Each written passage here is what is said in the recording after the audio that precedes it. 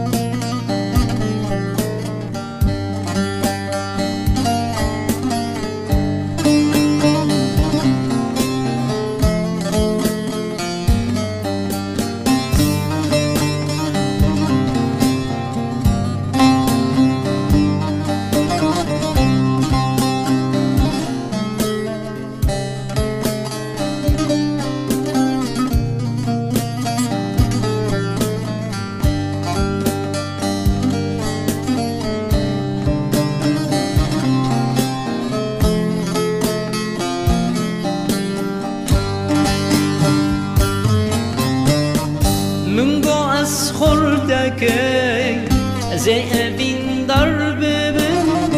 مش كرزاني بومرنا أزفي جرب يروز بومعدا بتشولا كتما أجمش كرزاني بو أزي كورو لالب من قو أسخرتك زي فين درب مش كرزاني بومرنا أزفي جرب يروز بومعدا بتشولا كتما أجمش كرزاني بو أزي كورو لالب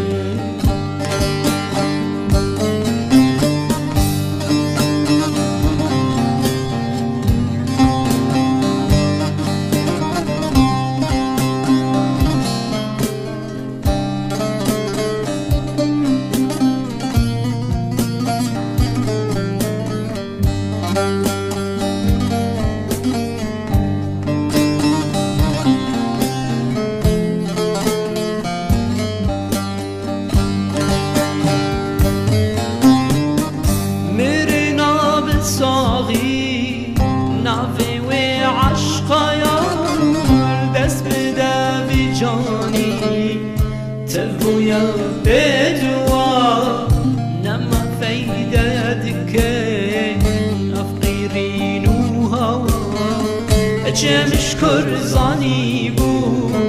أزف بن كورولا ميري ناب صاغي نافي وعشقا يا دس بدا في جاني تفو يا بدوا نام فايدة دكي أفقيرين وهوا أجمش كرزاني بو أزف من كورولا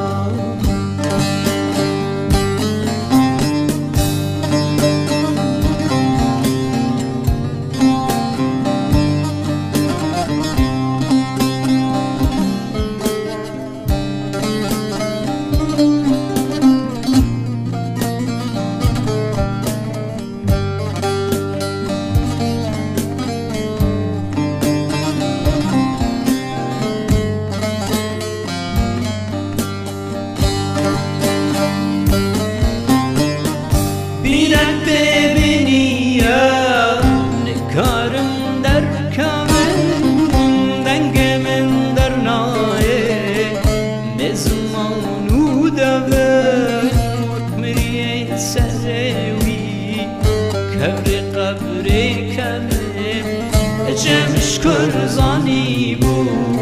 أزي كورو لالبب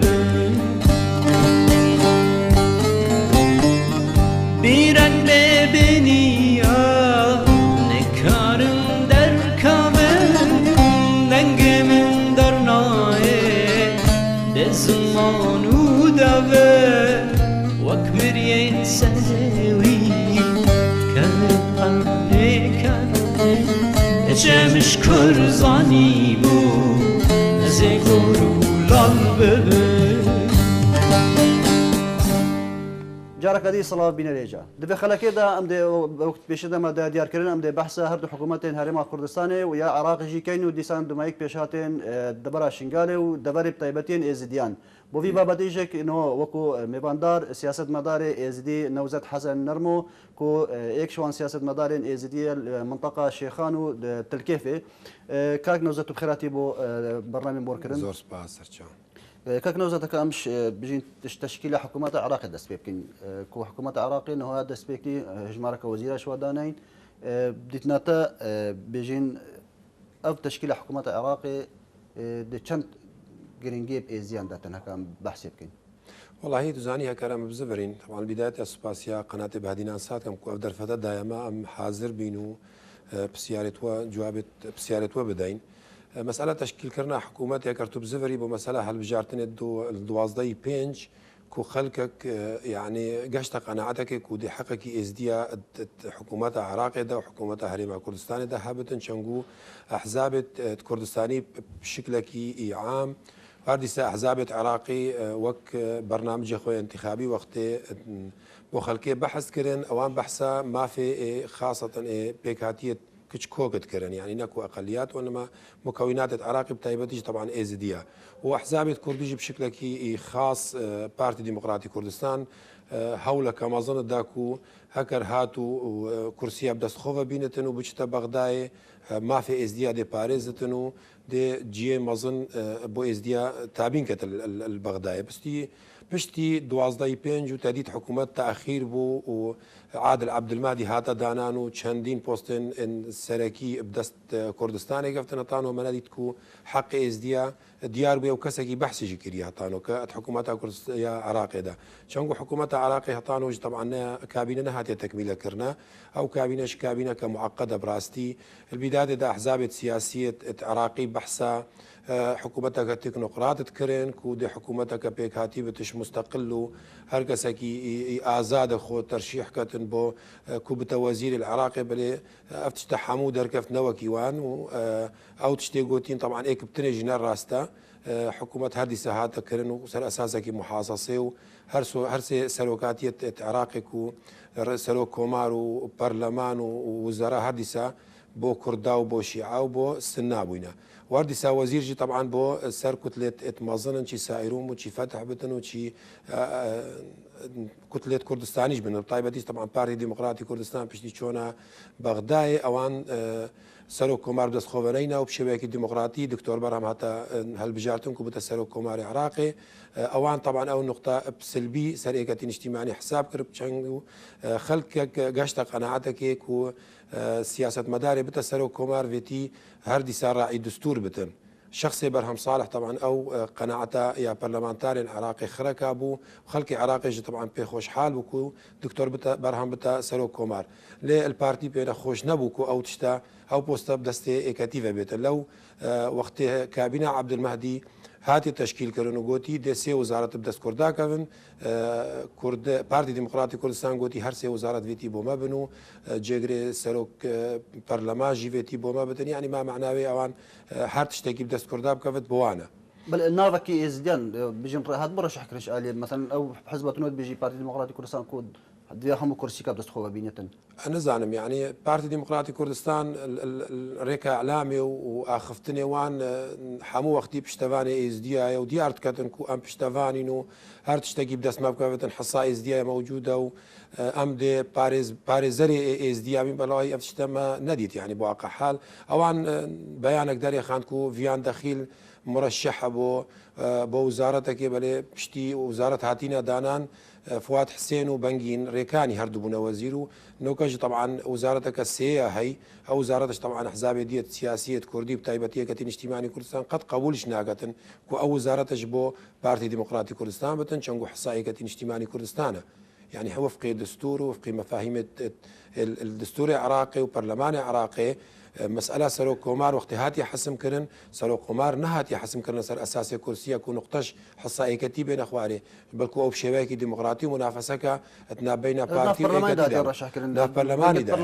ناف برلماني دا جوب تايبتيش طبعا فؤاد حسين ونيتشير فان بارزاني وقيادة بارتي حمول بغداد وصراع كما ظن القليكتي بيدا كرنكو اوان او بوستا بدس خوفا بينتن وبشتينجي بشتي سرو كومار هاتي هالبجارتن بشويكي ديمقراطي ودكتور برهم بويا سرو كومار اوان ديار كركو اف بوستا نيا جرينجا بوما يعني بوستك قال لك انا مهمه يعني لو خلقك يجي تعليق لي دا قلت هكرنا مهم بوشي وديالوج صارت كرنو بوشي ومفاوضات القال خلقك يتكرنو بوشي حمود اسكفتي ديجي خرك الدانا ايكتي في سبيل هون سرو كومار بس مساله وزاره بودنا ايزديا ازبن قناعه داما روجا كيش روجاجي او نقارن في تشتي بكن شنقو بتايبتي اوان هندك ضغوطات التركي والسر بارتي ديمقراطي كردستان روجا كيش روجا بوستا كي ندنا ايزديا وايزدي نبنا سياسه مداري بقوتنا في العراق ده وناف كردستان ده بشيء خاص. عندنا او بارتين سياسيين الكرد العراقي بيجين برلمانتارين كردان العراقي هجمار كمازن كرسيا بنوتين عراقي ده. بديت نتا ودش كارت كرنا سر دوسا ازيا كان يعني ما فاكي جهن ازيا بارتين كردستاني بيجين هكا تزاني اكرتو بها واقعكي بارتين سياسيه الكو مساله هالبجارتنا العراقي طبعا خو ترشيح كرين ابتني كاتين اجتماعي كردستان ساروك لستكي ازدي دانا او ساروك لستاجي طبعا نوكو البغدادي وحسين حسن نرمو يوكروجي برلمانتارا وكوتا ازدياجي طبعا صايب خدله مسألة ديجي مسألة دفاعش ما في ازديا بكن هكروان فيابا دفاعش ما في ازديا بكن استوي قناعتي دابهم تشتكي قالكي جرينج بو هكر تسيم كانديديت ازديل قال بارتي ديمقراطي كردستان شنقو او دنجيت ايرو روش شش كرسيت بارتي الموصل ايناين توي قناعتي دابا تشار حتى بينجاجي او عن دنجيت ازديانا يعني ايك كانديدي بارتي ديمقراطي كردستان هاتا ترشيح كرنكو اعلان بشتي يعني خلقك زانيك وخالد خليل وك برلمانتارك لستا بارتي ديمقراطي كيف خلقي قالك هاد بشتي عدوا فرزة كانوا هاتا كرن تديت يعني خالدا جينا شوب طعنا كيش صفوان القرقري هاتا تقديم كرنو خالداجك يعني او دنجي ازديا اتناف لستا كردستانيش دا هاتا هندا كرن يعني ازت وقع انا عتدها بارتين سياسيين ان كرديه يروك روج البغدادي ابتني دفاعش ما في خوي حزبيت كان دفاعش ما في ازديان قارن بكن هكر قارن بكن شك بلا ايرو روش ديار كان بو ازدياك وشاندين بوست بلكو بدهان وبصدام بوست بس كرداكفن نبتني وزيرن هكر ريفريد برغشتي بن شي وكيل وزير بن شانغو ما شخصيات هينما ما اكاديمي هينتنا في ازديا قارن في كاريب بدس خوفه بينين هكر بكنا وكيل وزير يعني بكنا مدير عام هر تشتكي هبتن ازديا طاقات وخامات هينا طاقات وخامات هينا طبعا متوقع انا عدد هينا طاقات وخامات مش طبعا ابج بلا رسالك بتنجبو برادريد ميت ازدي جي الخارجي الدرفي ولاتي طبعا ام هي بشيء قبولنا كاين استيراد خامات اش درفه بيتن شنو خامات الداخلي العراقي دام هينا كوب قارن افان بوستا تجي كانوا وجيواجي تجي بتتوان بوستا ده مشكله وتقول استيراد يعني من بين هو 2003 جبتوا نوتيك شو استيراد هذا بردامه كردستان ده نظام يعني خلك كما الهركه توشي كارسات بيت توشي نخوشيت بتن توشي دربدريت بتن توشي برسيت بتن براتبيت بتن لامت بينين قالك جاران يعني بارتي سياسي ايكش دربي ولاتي دينش اوروبا بالداي مرتاحي او دين هيك كان مسؤولكم مع العلم خيزانيش حمول دربي ولاتي زاني كاغا كلام افا اجري هنديك وقت افبر برسيت ما ان سياسه سياسي بين شي حكومي بين كردستاني بشويكي عام طبعا وقت تشنا دربي ولاتي اوان عندك مطامح خويت شخصيه هين عندك ملذات توانت شخصيه هين دشن سردانا ولات اوروبا كان يعني امريكا يعني هر ولات جهه او دشن عندك شخصيات ما يتهين الويدري شي كرد بن شي كردن ازدي بن او شخصياتنا يعني عندك تشتيت اتنا معقوله كان بوان سياسه مدار ومسؤوله لو طبعا اود بنا اجري هندك او برادرنا بين هيرا ودفاع شوان بكنوا استيرادوان بكنوا بين الهيرا شنقو اوان نفسيات الضعيفه تين الوي ولاتي غريبيه اوان شخصياتها هيج قەناعەتك بشخصيتا خونينا يعني بإزديات يا خو كرديات يا خونينا لو تشوينا درفي ولاتا فأو مسؤولنا وقت تشنوي دري بو عندك مسائل خويت شخصي أوان شخصيات أجت إن هيرو ديفيجن والله هي سياسة مدار أو إنسانك أكاديمية هكا إنسانك أكاديمي بتن ما بحضارات أكاديمي لرين هكا خريج بتن بحضارات خريج ما بتهين هكا إنسانك دفي دفاعش ما في إزديا وما في كردياتية بكتن بانت شو بعد درفي ولات بلا الهيرة دفاع كربا الوقت داعش حمو السر تختي خوت بالدايبون الهيرة أم حمو تكشتني دابون تمرني دابون هاردي سا وقت تشكيلك وزاري هابتن يان منصبك هابتن دشن بما شخصياتش درفي ولاتين أو أمير روج رسالك والتوجيه كان بو قيادات كردستاني وقيادات العراق بهيج شيء وياكم قولنا كاين كاسكش درفي ولاتي بيت هيرة وديسا جارك دي منصبك يبدا خوفا بينتن هر كساكي ويتشتي ببيتن بلا بينتن خزانه خو بين تتناف كامبين اوارا تنازح هذا نازح ما تويد بينيت كامبادا چند انسان اتحجارن وضع ايوان قلق خرابه بلا او شخصيه بيتن سياسه الهرب بكتن يا مسؤوليته بربرسيات الهرب بكت بلا عائله خوش بين تناف عن اوارا بله بيجين نها بحثك كو افكاساني بزبرت الشنغاري با شنغار تلع فرا موسلا يعني حكومه العراق دي 6 مليون دا توان يعني ديتناتا يروك خلق كيميا شنغاري تقارت وزبرت الشنغاري قال كان بادر كبل بش شنغاري هابونا وانتقمانيا ونبونا ابدان كرني وكهرباء وابو يعني بيجين ريكوبان حمود فلشينا زاني بري في خركيجي بري مسألة كنت مسألة تعويزك ما ديش بين خلق الشنغاري أنا تشيبو شنغاري كريتو أمن وأمانتك بيداقي أو خلق بزفرت الشنغاري آية أمن وأمانتك الشنغاري بيدا بويا حكومة عراقي هطا أنو كجك هطا في وقتي آيرو روجك وأم الفي برنامجي وآية بيروزين هطا أنو كجك صراعات سياسي الشنغاري ده هينا صراعات سياسية نابرا حمو ميليشيات تويدري دانا شي حشد الشعبي شي جيش عراقي بتن هطا أنو كج طبعا تويزاني كرداجي دفيتن بشت باش دار بنت حكومة دا داخلية مع معيبن مع سياسية يعني مسألة خلق الشنغاري بتتعويز كرن بسيه مليوني وصات مليوني أري أفا مسألة كمادية سر مسألة خاني خراب كرنا خانية إزدية إيد خلق الشنغاري كو إيرو رجل خانيوان خرابوي أريد تشاوى التعويز كان بو مسألة ناموسي وشرف هوانيات شوي بو مسألة جيناري توانت إيرو روج دستيوان بخونا إزدية أو دي سهر أو خلق إيرو روج كشتنا إزدية أتقونا بار تو ملاحظه بك كو إيرو روج دست حالاتش الشنغاري يعني ما معناوي امن وامانتك نينه خلق الشنغاري حم وقتي معرضي كشتنه معرضي تصفيه حسابات بين احزاب سياسيه الويدري ميليشيات بن حاشد بد جيش عراقي بد حتى احزاب كردي وقت بشنه ويدري باكاكويه باكابن اوان تصفيه حساباتين لو خلق ما الشنغاري يعني ازتوي قناعه دما كوي باريش بوان تامين كانوا حكومه عراقيه باريش خلق بدات خلق ما الشنغاري أزتوي قناعة دام هكذا بزفرة خسارتها كما صندي سجارة جديدة بإزدياد بدن. تنابن يعني بزفران دنا وانشك آلية مادية يعني قريبا يعني كو وانش خطك تشتكى بتن كو إلو كخلك ما شنقار بزفرة بو جيار واش وكي بري بزفرنا بو هذيك المال خورنتنو أو كسد بني قرباني شك بيجن شك سيخو بتشين يعني وكو مصالحة كي بيتشكرن أبريادي باري درابي تتوزع كرن. تزاني حكومة عراقي وطيبتيش طبعا أحزاب ميت السنية يعني تكويرو روش أحزاب العراقي الشوط كان أحزاب السني الداخلي عراقي دا شي هر كسكي جفارة السني كو سياسة مدار بن طبعا أغلبية وناس نابج متى صد صدي بلام يعني أستقارن بوتا تأكيد كم كل سطح حفتيش صدي شوان سياسة مدار دست القل داعش هوينا يعني اوان هدفك هيك مصالحه وطنيتنا بين ازديا وجيناريت وانت عربيت كو ايرو روج ام حمو غاشتيناوي قناعتك وان دستوان بخونا ازديا حطانو كجك نهات يباقش كرو نايت باقش كرن شو نايت انكار كرن شكل الكسك يجيكو او قانون روجك ايش روجا براءه فان شخصا المبرامبري ازديا بدن كانت عشيرتك هنا الشنغاري علانيه مبايعه داعش كرن كشتنا ازديا ازدي كشتن كي جو جنت ازدي حطانو كجك يعني خوطانو وجي ايرو روج مصير 3000 شخصات حتى 3700 كسي ازدي نابراجنو زلام وبتشوك نيديارا يعني تشاوا دي خلقي ازدي جارك دي قناعتك بوان جينارها بتديسا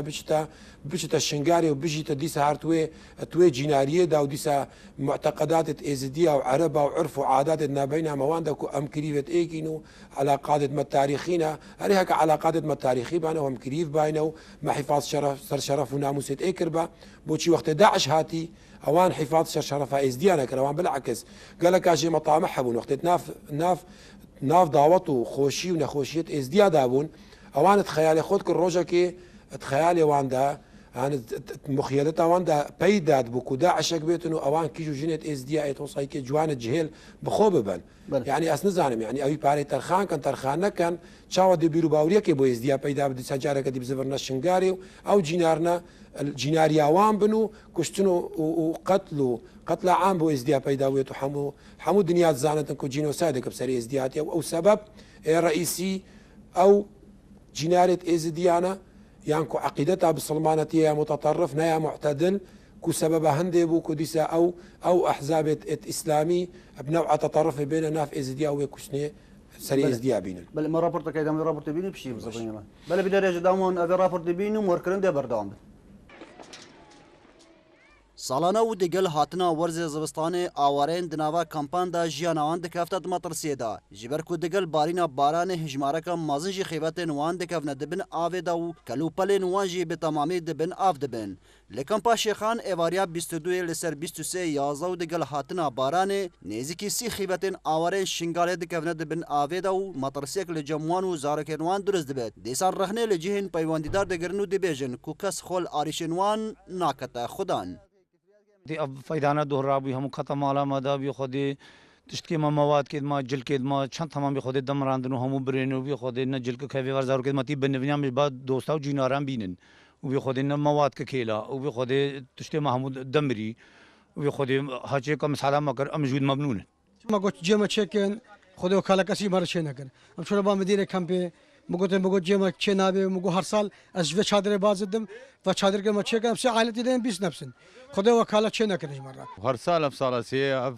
كاري تبصر مدة شيء كسي نهاد يو هاري كاري مرة نكري هو نهاري كاري أم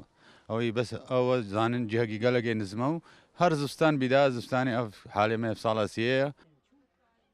ریوبر کمپا شیخان عامر عبود دبیجد دمی افلهی دروز بوی اکثر مجهن پیواندیدار آگادار کرنو قای مقام شیخان و ریوبر باجروانی جل کمپ آماده بونو هندک هاریکاریین بلز مگهاندن شافيدي بارانك قوة الدفرة شيخان هاد بالنتيجة باراني جي آف داسر كامبا شيخان هم ديساج درفي كامبي آف هات وشناف داي كامبي بتريج سي خيفتات بن آفون ناف مالية وان زرار جهشني عمل جهة روداني حاضر بوين ما جهن بيواني دار قايم مقامية قضاء شيخان وشارواني وبورد كاروبار مروفاتي الباريزجها دهوك آقدار كرن سروشي آميرات وآليات شارواني الكامبي حاضر بون او يش دست ما معه كلمة فيا ام جهبو في خلقي دابين بكين دابش بون سر جنارت خو خل مروفيت خو افروجي ما عندك هاوكاري وبيداويستين ضروري بوان هنا سرراي او ظلم وزورداريا الخلق شنغالي هاتي كرن لسي هش 2014 لي دبورينا بترج 4 سالان دا جدنابا وان خيبتان دا جيانا كابر زحمت درباز دكن بتايبات جي دوار زي زبستان دا جبركو دبارينا هر بارانه كده لهي دناوا وان خيبتان دا درز دبتن وزاره روزيان مازن دگهين تا خلقي وي اوارا جي دخواز كن كوبزوترين دم افك شان بيت شهر سركرن جبركو جيانا كابر زحمت يوان وزارو كتوان دا دم ترسي دا دناوا وان چادران دا اكرم درويش بادينان سات كامبا شيخان بله صلاف جارك دي بين رجا كان زدم بحساك بدر شنغاري بكين يعني نو بيجن اي اف برلمانتاري ميت كردستاني يعني نقاد شلك كان شنغاري ضغطي سر حكومه العراق كان بو ابدا كنا شنغاري بزبر عندنا امن هي شنغاري بو استقرار كنا وضع امني شنغاري خرك كامل يعني جي ديسان جيبو تعويض كنا وان كسانه بيتكو بناء الزرر سي هش 2014 او جينوسايد هرم سري زيان دهات يعني نقارن كارك يوصل بكان دورش حزبياتي يا اخوي يعني شكي كار حزبياتي بين بلا حزبياتي خوش بكان بس شابكي مظل ازدياج برين عزت وي قناعتي دام مسألة طبعا دو برلمانتاري ازدي بتني البغداد وكينو كاجبري نوش مشارات بيداي بتني بوان هردو برلمانتاري اكيد افشولا جيب جناب يا فرا طبعا صار احزاب كردستاني بشكل عام كو اعازه كيبدنا برلمانتاري خو حمو بشتفان دفان هردو برلمانتاري بن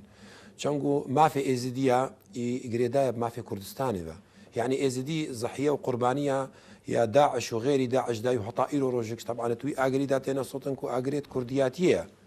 هرچند هندك كسن هين نافذ ديا بجن امنا كردين بل اغلبيه نقطة تا نقطة 5 صدي ازدياد بجن ام كردين يعني ما معناه خو قريداين بكردابة لو يا فرس من أوجه كسانة بيجن أمنا كردين شيء أو منطلقة جديد بيجن كرد ديارة قالك زرار زيانة بون كفتين كردا بشتاخوا ده طبعا بيتي أمريز أقولك شيء رئيسي كوي لو قالك شيء زي بيجن أمنا كردين طبعا أمريزيل وأنا أخفت نادين شانكو أمجي هروكي واني أو يزدينا وأمجي يزدينا مسألة قومية تشتكي جداية أوان فكرك وهاي ماجي فكرك وهاي بل أواجك ديارة قالك ظلم وزوري ديتن قالك معاناة ديتن قالك إزدي ديتن كو فعلا ما في وان ولاطيوان دانين يعني بشكلك عام عراقي ده وبشكلك خاصة كردستان ده لو أو بيزار بوينش حزابة كردي كو روجا كيش روجا نقارن ما في إزديا باريزن جبر في چندش طبعا ام داخوازش حزابة كردي بكنش حمو برلمانتاري الكردستاني كو روج البغداينا دفاعش ما في ازدياب كان تثبيت كرنا جينوسايدا ازديا تعويض كرنا خلق شنغاري ماديا ومعنويا توفير كرنا امن وامانه بو خلق ما شنغاري بيدا كان ودفاع حمو وقتش ما في شنغاري بكن چنگو ما في شنغاري ما في قلقي كرنگا بو كردستان بله أكان جساب الزبني حكومة العراق بيجين دتناتك بيجي وزير كيف دنا يزيه والله يا نزعل انه كصراعاتنا بين احزاب كردستاني ده هينا صار مساله وزارتي وطبعا إيلو كازباورت كم طبعا بري كانت روجا كاجك كاك مسعود وكسروكي بارتي ديمقراطي كردستان جبركو سروك هريم نمايا شو بغداي بمسألة تشكيل كرنا حكومته وتكميلها كابينة عادل عبد المهدي أنا زانم ديار رسالة كاج طبعا هردي سادة بيش توانكو أم قبولنا كأنه قابل قبولينكو وزارتك يبدنا إيكتين اجتماعي كردستان ولا حق إيكتين اجتماعي كردستان وزارته يعني هكذا قبولنا كتن بلا كاك مسعود داخوازش حكومة العراق بكتن أو وزارتنا دنا إيكتي بلا بدنا إيزديا شانكو دنجت بارتي ديمقراطي كردستان أغلبية دنجت إزديانا إت موسل يعني هكذا تفيتن يعني مخابن يكش لستان خرج يقنشو طبعا يقنشو يعني بعد تعويض بكتن بوزير وزيرك بشات مدير عامك يعني بلا اقل دلي ازديا بيتا كرين دلي ازديا دلي كبرين داره هون الزان الشنغاري تشليهات وهردي ساولات شك تويت مطر سيده لو يعني المفروض سر بارتي سياسيه كردي حموها وبشيء خاص طبعا بارتي ديمقراطي كردستان وقت خدكتا خدانه ازديا ولو كتين اجتماعي كردستان هيش تقصير تينا كريا حمو وقت شي دفاعش ازديا كريا هر الوقت رحمتي امام جلال وحطائي لو كاش قحت الدكتور برام حمو وقتي اوجك محاميه ازديا بوينا وبشتفانه ازديا بوينا زمان حقوق ازديا الحمو وقتي جدانينا داناينا بلانو كاجك بارتي ديمقراطي كردستان شونا داخوازي بكت او كرسيه بو حزبك ديا كردستاني بلا بو ازديا بتني روش بله بيجي انه بحث هيك وديسان خلك ما بالزبرة الشنغاري ديتنا بالزبرة يا باشا انه دفيدامي دايانا قالك خرابه شنقو حطا ايرو روش استقرارك السياسي العراقي بيدا نبويا بشكلك عام يعني إيرو كروج مطرس يكسر موسلها مطرس يكسر شنغاري هاي وكي برينو كجم إشارة بوتا بيداي طبعا حطانو كجك أحزاب سياسية عراقي سنية شيعي ميليشيات حمو أحزاب الشيعة حشد الشعبي بتن هر تشتكي هابتن طانو حركة قريدايا بجهتك السياسية الشيعي عندك حشدا سني جواهي حشدك كلداني جواهي اوان حمو ديار حسابات هين دين تصفيات تخويت حسابات بكن في جاري امنا خوازين خلق ما شنغاري بتضحيه عندكو تصفيه فان حسابات سرسري خلق ما اس دي بتكرن از بيت بينم بزفراندنا خلق ما شنغاري تشتكي قالك خرابي سادي جاره كدي بسري ميتن شنغوطانو كاجك داعش بدو ما هيك نهاتيه اگر چی بوشي هردم ایزی بتا قرباني بتا قرباني انا زانم يعني ديارة وكي ما قلت مسألة دينية على اساس اولوية تشتيت رينا يا ديجيك كسب اشتفاني ازديا نبويا شنقارت خلال شهر ورجع كده هاتا بردان يعني امنو كان ملاحظات كاين يعني بتايبتي طبعا انا برنامجك بتايبته بايزديا يعني عم تبينين برادريه ما كادريه مايل غير لا يعني سياسيه كردستاني تاكيد سر هندت كان كشاص دي اكتوبر وخيانه ايكتيل كركوكري طبعا او هيش خيانه كتويدا نبو بل ايكتينيا مستعد بو الشري القال حكومتك يبقى توقع حكومتها عراقي وايكتين اجتماعي بشكش شوي منظومه دفاعيه عراقي يعني تأكيد الشازدي اكتوبر كانوا تأكيد رجع أزنابينم هيك شوان كادريت ما بحثا شنغاري وسي هشتت كانوا تشيب سري شنغاري هاتو كي سبب هندي بوكو شنغار تعرضي في خركي بتن هكر العراق بتوكر كردستاني بتن يعني از نابینم کەسێک شوان بەحسا سێهێشتکەتن بجی بەحسا 16 ئۆکتۆبر دکەن نزانام 16 ئۆکتۆبر بۆ مە هیچ ئەگەرچی ئەم هەردەم بین کادرین لەگەڵ پارتی دموکراتی کوردستانی تێزیب تایبەت يعني ئەو جرعەتە نینە ینی ئیرۆکە دیفاع شنگاری بکەن يعني بەحسە ئەو تشتل شنگاری چێ بوو جینوساید بوو شکستن بوو پێتیڤە ئەو کەسێن شنگال بەرداین بێنە دادگاهکردن بێنە محاسبەکردن يعني بۆچی تانەوە کادرێ پارتی ڕاستیژی ئێزدی ئەو جرعەتە نینە و دیفاعی بکەن توزانی کاگەکڕم طبعا ئاخنەکە گەلەکە جوانە بڕاستی پرسیارە گەلەکە جوانە ویە پیرۆزە ئازل خۆترێنە بەس کادرێکی کە نیشتیمانی کوردستانم بابێ من شەیدێکەتی نیشتیمانی کوردستانە ئیرۆ ڕۆژبرایە من تەمسیلەیەکەتی نیشتیمانی کوردستان وەک پەرلەمانتار کات بەلێ ئەزی ئێزدیمە ئەزی کوردم ڕێز و احترام بۆ من بۆ کوردیاتیا من بەلێ ئەس ئێزدیاتیا خۆ تشتێکی نادەم ئەز بچوو حزباش نادەم ئەس هەر ڕۆژەکەش ڕۆژە ئێزدیاتیا خۆ پێکەتی نیشتیمانی کوردستان نادەم هەر ڕۆژێکی ئەس ببینم ئێکەتی نەپشتەوانە مافی ئێزدیایە باوەڕ بکە یەک ساعتێژ زلگەلێکەتی نیشتیمانی کوردستان نامینم ئەس چۆن ناکەم ژگەلێکەتی نیشتیمانی کوردستان ئەس دەبێ هەمووی دەمەعالیەکی بەڵکو ئەزێ پشتەوانی ئێزدیاتیا خۆگرم یعنی لەو ئەم داخوازێشوان کادرات کەین بلا هەندێک حقایق قەبزان و ئەو هەمووش زانن بەلێ ئەوان حزبیاتیا خۆ سەر ئێزدیاتیا خۆ سەرێخاندی لەو ئەمەد بینین ئەوە شتێکی گەلێکی غەڵەتە باور بکەن ئەو تشتە فایدە ئێزدیا ناگەتن بتنێ ئێگرتنە ئێزدیا فایدە ئێزدیاتکەتن ئەحزابێت سیاسیت ئێت کوردستانی بشکلێکی عاموێت عراقی بشکلێکی خاص هەکەر نبینن ئەم ئێکین و ئەم دیفاعش مافێ خۆتکەین باور بکە ئەوش دیفاعش مافێمە ناکەن هەکەر کادرێ پارتی دموکراتی کوردستانی ناف ئێزدیادا هەکەر دیفاعش حەق ئێزدیا بکەن باور بکە پارتی دموکراتی کوردستان دێ بتر ڕێزێوانگرت بەس ئەوان دیتن فعلا کادرێت يعني مع احتراماتي بوغالك اشوان بالي عندك شوان نفسيات ضعيفه هين لو هر 24 ساعه دجي حزبك كردي اخر دجي شخصك بحسا سرو كومار دي كان سرو كومار تمثيلا مناكتن اريها تمثيلاتنا كتب شي احتفاظ بعراقيه تاخذك يعني بتني دفاعش حزب اخويا كان بوشيرشنا بغداد بدا اخويا وزيران وبوستا كان يعني از نزانم قال خلك هينا سر فيسبوك بش 24 ساعة يعني اكشوان كسا برنامجك خاص هبو هالروجانة سر فيسبوكي شمنشن دوبارات كركو بحسا دكتور برهم كر ودي ساخو ترشيح كربو بوزارة الهجرة والمهاجرين سر كابينة عادل عبد المهدي ما تكتو هاتي وتوبيا وزير هاري ازدي بشك هر دي ساتو ديت بنوي آلاي عراقي دابي وبنوي وحكم حكمرانية سرو كوماري عراقي كويرو روز دكتور برهمة تو دي بوشي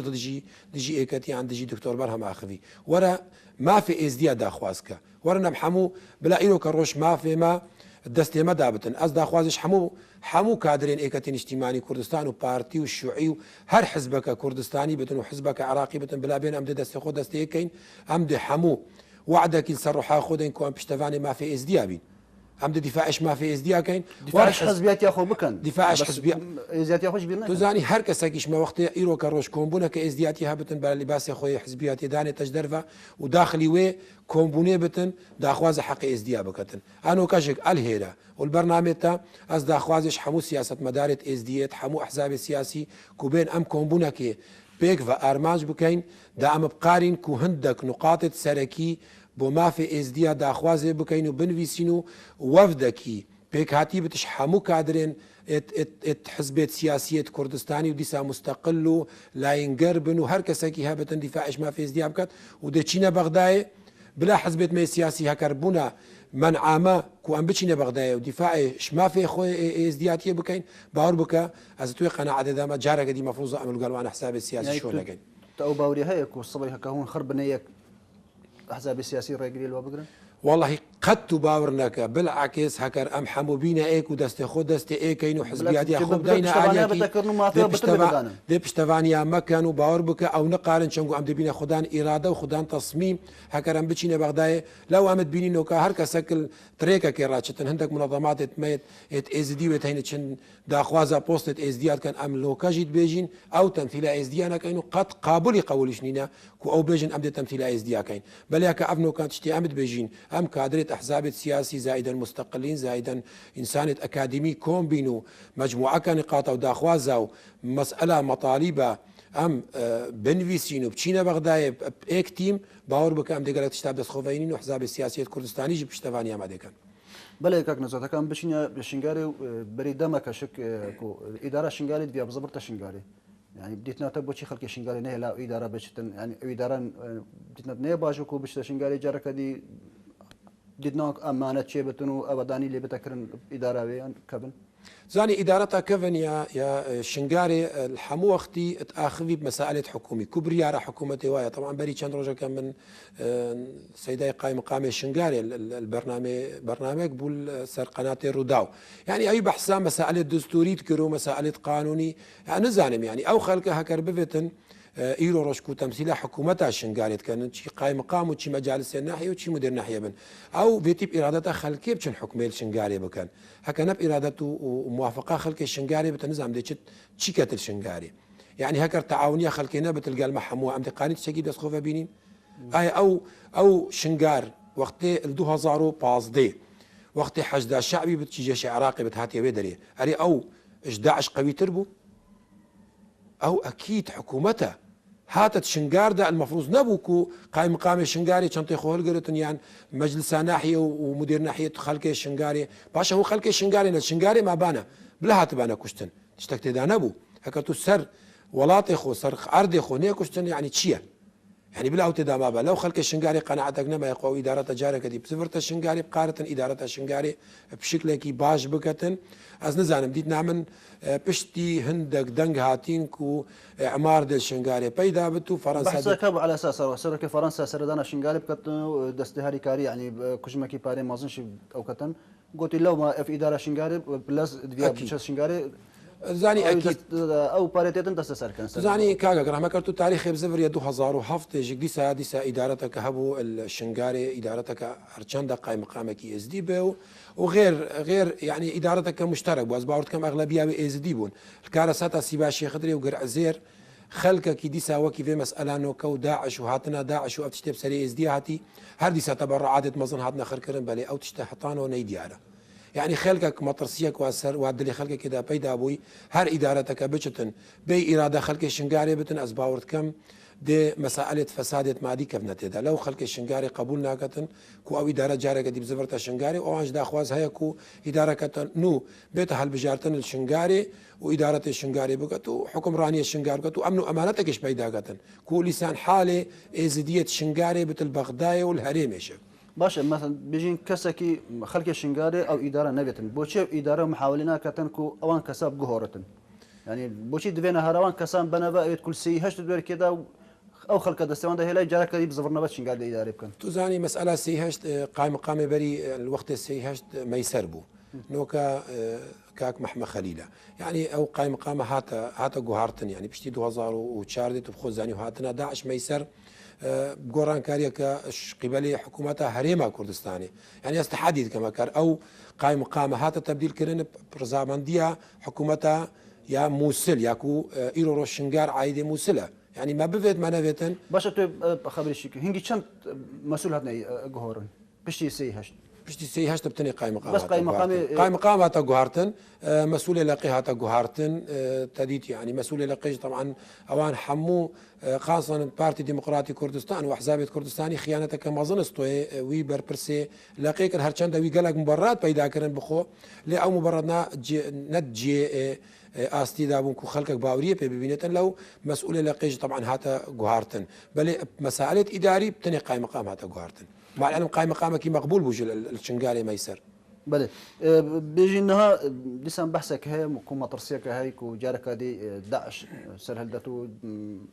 محاولة تتكرن على اساس داعش محاولات كان كو جارك دي او دبا بندستوان شين جارك دي كنترول كان او كان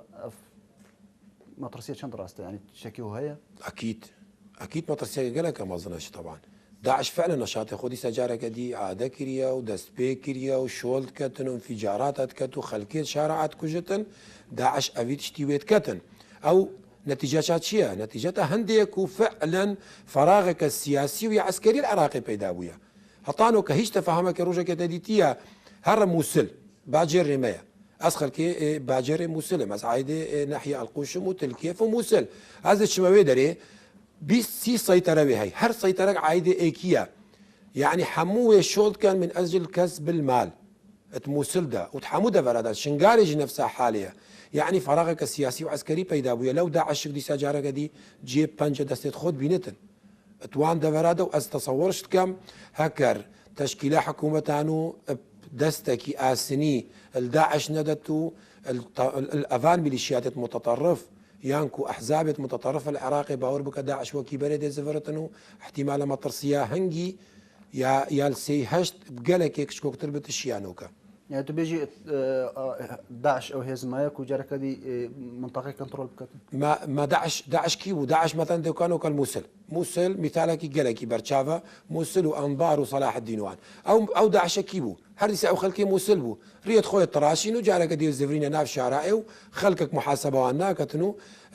بومنو بوتاو تدفي عاف كيجبر منو از بوتا عاف كمو مساله اين محاصصه عراقيه اف وزير بوتا واف وزير بومتو محاسبه وزير بناكس محاسبه وزير تناكم نوكاجي عيني حاليا الموصل الدفرت اتكو داعش الوقت خودها سيطره سركريو اواريت خو طراشين ورونشتينا مالت خويا عندك مسائل معدية إذا هين ميليشيات وقت عن حشد الشعبي بتي عن جيش عراقي بتي عن شرطة بتن وقت تعرضي أكيد بتي مجموعة كبارا درت كفتون واستحديد كما كا بصداء أمير الداعش نو كالموصل جيانا خو وكي بري بريفانا بنو هاردي سات حاضرنو وكي قنبلة موقوت الداخلي موصل ده هر وقت كي فراغك أمني بيدا أبو الموصل دي سا كاسنا درابنو أرداعش وكي بري داعش بله كذا بيجين تبحث كابينة يا بيجين هرما كردستاني نبونا وزيرك يانجي بلاكي هش بلن وقت قوتي جگره برلمان هكا يزي بتن ماتشيا هكا مثلا وزيرك يزدي وزارك نفط بدني ماليه بدني يعني تشكل دانينا بلا كان بين نو بيجين وزا اف خولا نو يا نو تقارت شكي بو يزياب كتنو يزياب دتناسي او كارس او جنسايد هاتي سري زام جنسايد دتناسينو او كسان بوينا اجري كفتنا شنغاري بناداد جه افكي سجاره كدي بتلفاندنو دي سانجي الي كردستان بشي او كسان تيزي بنا تعبيد كرن ابد زرر بان كفتينو مخابنا طانو بترسي هزار كتشجين تيزي طيب ما يدس 11 يعني طانو او شكي او هرمان دي سانجي او جانا هر نخوش نو اوارد نافا كمان كامبادا درباست كانوا بتايبتنا ورزز بسطانيا يعني دي قارت شركه بيزيان هذه بسيارة كم يعني تو إعلامية كي متميزة قناتك متميزة أري الكارسات السي هشت وقالك كاركرو بلكو كارماندك قناة بهدينان صاد نما نقريب ومسألة كيسا إزدي أمانة أري برلمان كردستاني جلسك استثنائي بو ازديادانا بخاطر اكو افكار ساتا مزنيه بسري يعني تدي قناعت هبتن اكر ايرو روج اوان تشتكل سي هشنا كربت بشتي بورينا 4 صاله او دي قارت شي بدس خوفه بينتن يعني كو بس لا وزارتها وكي تقولي وزاره النفط يعني بيت نعمل هكر او وزيره مهمة جرين خاصة كردستان بدنا إزدية يعني مسيحية يعني حتى تركمانا قندليش ناكفتي قندليش ناكفتي تدا تشنجو أو كسنادي التصفية طبعا يعني كانوا كايرو روج وزير نفط كردستان أشتي أورامية احتمال منظومة كامل يا دفاعي البشتبانية بتن بس كوزير كي إزدي بتن أكيد دي عدالة شغل كتن ودي ما في خلقي جديار كتن ودي ما في دولة جديار كتن لو أزد بينم يعني أف خولا إنه كيا برلمان كردستان نقارت تجيب دس خوفة بينتن كيسا إزدياش كيسا كعالمية إيش حدود كردستان درباز بويا واجشت يا مسألة عالمي نادية مراد بيروزباي جائزة نوبلستان سفيرة النوايا الحسنة بو يعني أفتشنا حموية بدس خوفينا نسبقنا عدد مجارة قدي حتى إزديش نت محتاج هندنكو كيسا إزدي البرلمان الكردستاني ده بحث كرن بله دميماش نما كبيفات دمائية تشكل والله بيفاميا دمائية از داخوازش طبعا إيش إزديات كم كو حموية إزدي بنا إقداست تاني مسألة رنجا جارة قديد ناخذها بيدانا كان هريك وكاسكو صور وزر وشين أو مشكلة أحزاب كردستانية أحزاب كردستاني روجا كان قارن دفاعش ما في ممكن هكر أم دفاعش ما في خونا كاين حمو وقتي أم طبقت هافينا ساحة أحزاب كردستاني دا بديت نام بلا طبق إلى روجة ساحة ما دابتن بلا حمو سياسة مدارة إزدي مستقل بين إيش أوروبا جيبين بدس خود دستي كاينو أم بإيك ورقي بتشينا بغداد ودا خوازة حقي خوش كردستاني وعراقي بكاين دام حقي إزديا ضمانك برب بينين بله سپاس بو نوزت حسن نرمکو تو ایرو کمی بانی برنامه مور کرن بوی بله بینه رجال هر کماتنی دمایا به خلکش برنامه مور کرن حتی چهارشنبه کدی میوانه کدی من چاف دریا خودم